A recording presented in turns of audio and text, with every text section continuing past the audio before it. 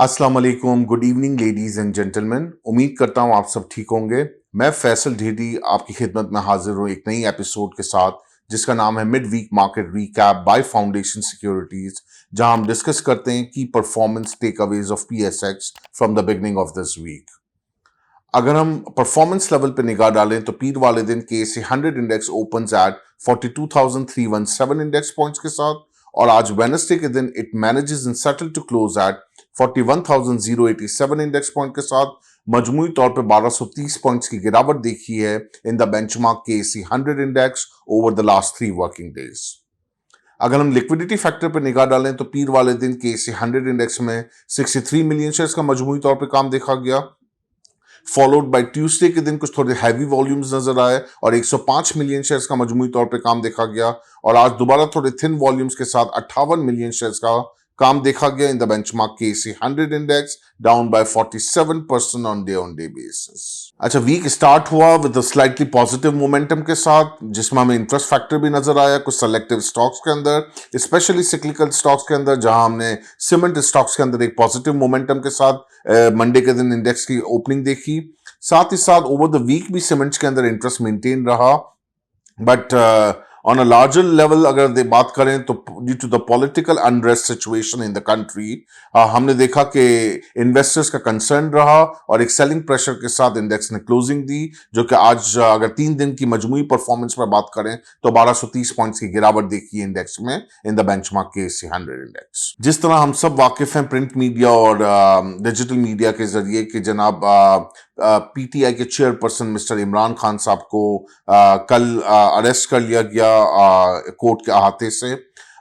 उसको फिर रात के वक्त इस्लामाबाद हाई कोर्ट का भी डिसीजन आ गया कि उन्होंने इस पूरी कार्रवाई को कानूनी कार्रवाई करार दे दिया और इस अरेस्ट को भी मतलब एक कानूनी हैसियत दे दी। So I think things are very tougher for the PTI right now. अभी हम ये देख ही रहे थे कि अल कादिर ट्रस्ट से रिलेटेड केस का भी कानूनी पहलू चल ही रहा है, उसके सिलसिले में अरेस्ट किया गया है, और अभी हमने देखा कि सुप्रीम कोर्ट से भी इनको तोशाखाना केस से भी फर्दर जुर्म आयद कर दिया गया है। तो आई थिंक कमिंग डेज में बड़ा चैलेंजिंग रहेगा पीटीए की कयादत के लिए without the leadership. How would they perceive, किस तरीके से ये चीज़ों को लेकर आगे चलेंगे, या भी हमें आगे देखना है कि कितना टफर होता है पीटीआई के लिए। क्या वो जो बुनियादी क्वेश्चंस एक इन्वेस्टर के जहन में आ रहे हैं वही तमाम क्वेश्चंस अभी तक आगे रहेंगे? कब इलेक्शन होंगे? क्या इलेक्शंस डिले होंगे फर्दर? क्या इकोनॉमिक रीजंस किस तरीके से आगे आएंगे? आईएमएफ होगा या नहीं होगा? बजट की तैयारी कौन करेगा? Will PDM present the budget या कोई केयर टेकिंग सेटअप आएगा?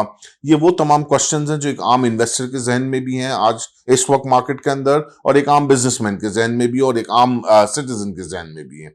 तो ये वो क्वेश्चन मार्क्स हैं जो अभी तक फिल नहीं हो सकते, कोई भी इस पर कोई कमेंट नहीं कर सकता फॉर अ टाइम बी। So with this kind of uncertainty, political setup आपके सामने, इतना अनरेस्ट है इस्लामाबाद के अंदर, पेशावर के अंदर, लॉ एंड ऑर्डर सिचुएशन कुछ हद तक डिस्टर्ब है।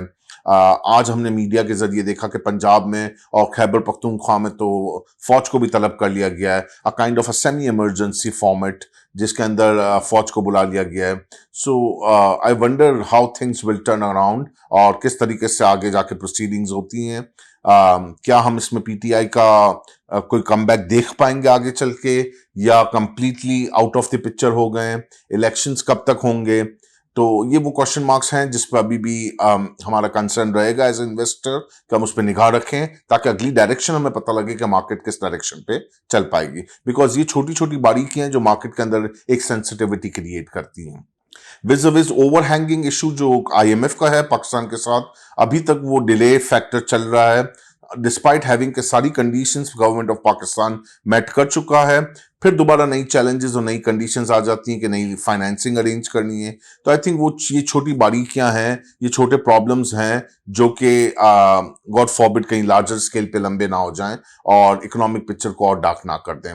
हमने साथ ही साथ देखा कि जितना आईएमएफ डिले हो रहा है पाकिस्तान के फॉरेक्स रिजर्व्स के ऊपर भी प्रेशर बनता हुआ आगे दिख सकता है, और साथ ही साथ अगर आप देखें तो डॉलर अगेंस्ट पीकेआर वो भी आज आपने देखा कि बड़ा वीक हो गया और आज 289 के ऊपर ट्रेड करता हुआ नजर आया in the interbank market against PKR. So जो थ्रेट फैक्टर्स हमें नजर आ रहे हैं वो आईएमएफ का ना होना, और कब तक ना होना और कितना प्रेशर करेंसी पे आएगा, रिजर्व्स पे होगा, बजट कौन बनाएगा, बजट के आईएमएफ के डिक्टेशन से होगा या कोई पॉलिटिकल ब्रीथर स्पेस मिल सकता है पाकिस्तान को, जो कि बहुत मुमकिन नहीं नजर आ रहा क्योंकि इस वक्त गैप ही नहीं है। कोई भी पॉलिटिकल क़यादत क्या आवाम के लिए रिलीफ पैकेज लाएगी अगर आपकी इकोनॉमी इतनी वीक चल रही हो तो।